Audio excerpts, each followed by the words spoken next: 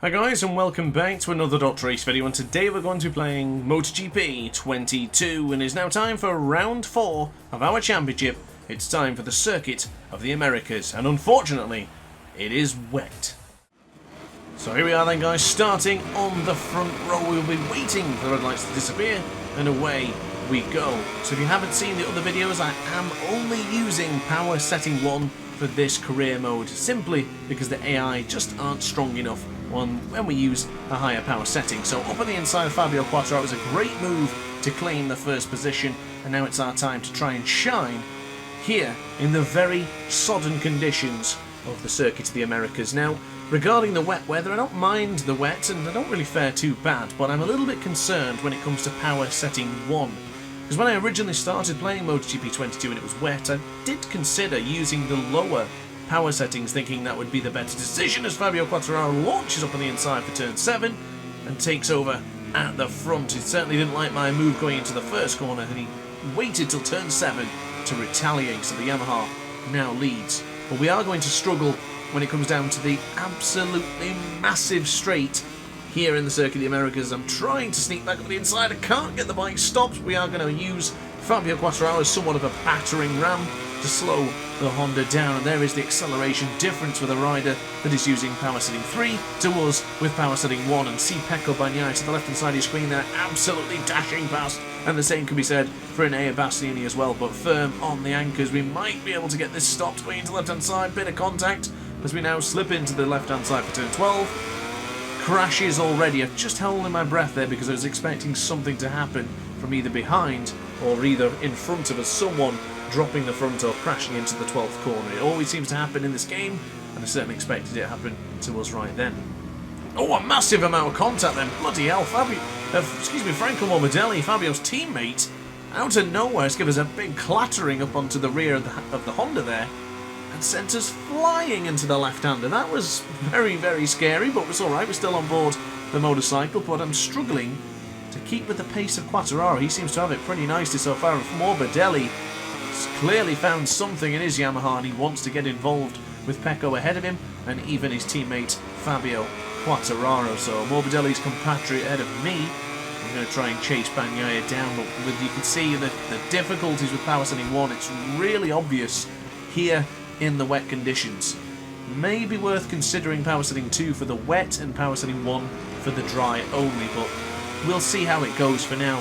Not too bad so far. I'm still very much enjoying this race, and I still feel very competitive around certain areas of the track. Any long straights, that's where we're going to really, really struggle. So at the end of the first lap and now into the twisty, turny section of the Circuit of the Americas, we are now beginning to put on some pressure. Morbidelli in the same time. Alex Rins didn't even put the pressure on, he just went straight on through and took advantage of us in a very weak turn 6 for us. So guys, if you are enjoying the content so far, be sure to hit the like button and consider subscribing to see a lot more content just like this one as this year continues to grow, as we'll be having MotoGP 23, Ride 5 eventually if it comes out this year, and even Moto Supercross 6 when that launches in March of this year. So to the left hand side, a bit more contact with Alex Rins, and this is where it's going to get a little bit concerning. Losing the slipstream is not ideal, but we should be able to stay with Alex Rins on the brakes. The AI are quite lackadaisical on the brakes sometimes, so we might have a chance as we slide into the left hand side. And Enea Bastianini, that's a wonderful manoeuvre, but look at Jorge Martin there as well. The Spaniard getting involved, beating his compatriot, and then also having a go at Enea Bastianini at the same time as we're trying around the outside of Alex Rins here. It's going to take a brave and bold lunge to then get the change of direction. I love doing this move, but I just can't seem to find it to... Oh, I tried it. Just can't seem to get it to work in the wet conditions. See the rear tyres slipping and sliding. Possibly the soft option rear was a wrong decision. Somewhat of a gamble, some could say, as Jorge Martin now is really pushing into us, and he's pushed us wide into the 18th corner. This one is not looking too promising. I very much enjoy the wet conditions, but we are really, really struggling when it comes down to power setting 1, but it's quite okay. I would rather go through these small moments of difficulties rather than winning this championship by 35 or 300 points or whatever it may be sometimes, because we really dominated Moto 3, dominated Moto 2, and I don't want that to be the same this time. I want it to be really competitive and right down to the wire. pretty much what we're doing with our Superbike 22 campaign right now. The campaign in the sense of career mode is certainly hotting up for the final round in Phillip Island for Superbike 22, so I do implore you to check out that content as well, and I guarantee you will not be disappointed with the Superbike 22 career mode. So now with the change of direction going into turn 5 and now into turn 6, difficult corner, can't seem to move the Honda. And I guess it's evident with how much Honda is struggling in the wet conditions in Circuit of the Americas, because we are the only Honda in the top 10 thing stand. Brad Binder behind us, Luca Marini just behind us as well. It's not really the Ducati fest that I expected, but there is certainly a good chunk of Ducatis up there as well, with the Yamahas and the Suzuki, and now of course Brad Binder on the KTM behind us. So a little bit out of shape breaking into turn 11. It was an attempted pass on Jorge Martin, but unfortunately it certainly didn't stick, and the power of the GP22 is just pulling away with us. And we're still sticking in the slipstream. We might actually be able to retaliate on the entry going into turn 12, so firm on the brakes will go. Not quite full 100% brake, because we never get the stop. Morbidelli's down! Morbidelli's down. He's took out Pecco Bagnaia, he's taken out Rins as well. Disaster for this young Italian. Oh, that is a disaster. Bumping into his VR46 crewmate, and then crashing into, who else was it? Alex Rins, who went down. The Suzuki got caught up in that moment as well. And I think even the rider, of course, we were trying to pursue and get past, Jorge Martin. So rather fortunate for us to hold on to the position, but also we were putting in a decent lap time. As the track has begun to dry and using the slipstream of the GP22 a moment ago with the Prima Pramac Ducati, we have been able to do a second better lap on this particular lap. And look at Luca Marini, and right, just a second, Franco Morbidelli in 5th? How the heck did he crash, take out 2 riders, 3 riders, and still get into 5th place? Answers on a postcard, please, ladies and gentlemen. Fabio Quartararo is still leading this one, but it's teammate Franco Morbidelli leading the way in the fastest lap time as Luca Marini goes a little bit deep into the first corner. We'll get that change of direction, and we are now back into the podium position. The final place on the rostrum is up for grabs here, ladies and gentlemen. From Marini, us in 3rd, Morbidelli, Brad Binder, and that's Remy Gardner in 7th place. Good to see the young Aussie getting involved, as Maverick Vinales is also in 8th place, and that's a manufacturer we really haven't seen in this MotoGP 22 career mode yet. Aprilia doesn't seem to be anywhere. So now into turn 8, looks like Luca Marini's through, the VR46 boys are coming, Franco Morbidelli through as well, but look at that retaliation, brilliant return of the favour there going into the left hand side as we now go into turn 10. That is a scary moment. Really, really scary getting across there and getting a bit out of shape, but I'm losing. Oh, I thought I was going to bump into Marini there. Desperately need the slipstream. Getting caught in the rumble strip there is the worst thing you could possibly do for a good lap time here in the Circuit of the Americas, and it has cost us because we lost the toe to Luca ahead of us. So Quartararo still very comfortably leading this one, and that's teammate Alex Marquez up on the inside. Didn't see that coming. Great to see Alex Marquez involved. Hopefully he can have a good... Never mind about that then. Oh my goodness. I was going to say, I was a little bit...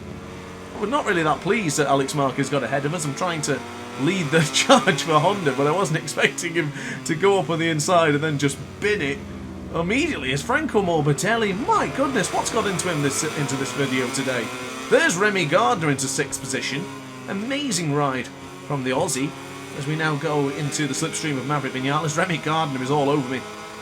Maybe I should have chosen the KTM. It's certainly looking good in the wet conditions right now, isn't it?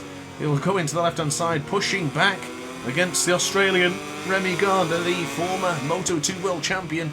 He's giving us everything in this the final part of the penultimate lap, and he's still not giving up yet. This has been a very, very hard-fought race, ladies and gentlemen. The first wet race was never going to be easy in MotoGP 22, but now breaking firm into the first corner. We'll try and position it in a nice way so we can get the cut back, but never mind about that. Looks like Brad Binder had other engagements and other ideas to go into the first corner and strongly make a move up on the inside. So quick recap so far. Luca Marini looking at eyeing up his first MotoGP podium. Bastianini, I think he's already been on the podium this season, but of course Enea Bastianini, a very fast rider, you would expect him to be. I think he even won the last time out in Argentina, if I'm not mistaken. So now on the left-hand side, looks like we've caught back a little bit of time to Remy Gardner, Bezecchi and Brad Binder. You know Binder won't want Gardner to get ahead of him, and look at that move up on the inside. Gesticulation from us, because I guess it was a hard-fought move, but it was certainly well worth it for a chance to get up into the top 7 and maybe outbreak Remy Gardner for the left-hand side here as we just get close. Bit of contact. Remy's not going to be too pleased with that one. Squeezing him onto the rumble strip. We do hold on to the position. So Quartararo leads the way down the straight. Bastianini second, Marini third, Morbidelli in fourth. Great ride from him, even though he took out a couple of riders earlier on. Maverick Vinales in 5th place as it stands. So many Bastianini's down. Bastianini's gone down. Oh, there's more crashes ahead of us. It looks like, oh, Marini's down, Gardner's down, everyone's down. And oh, no! We're down. A strewn motorcycle has ended our race and has ended our streak of points and podiums. Everything's gone. It's a disaster.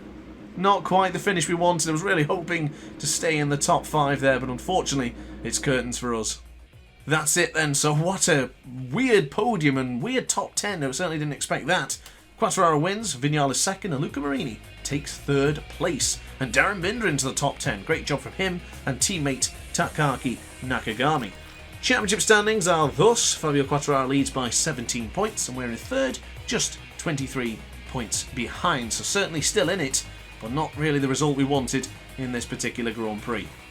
So looking at the championship standings for the teams, Monza and Yamaha have overtaken Ducati, who are just 4 points clear from the Italian manufactured team.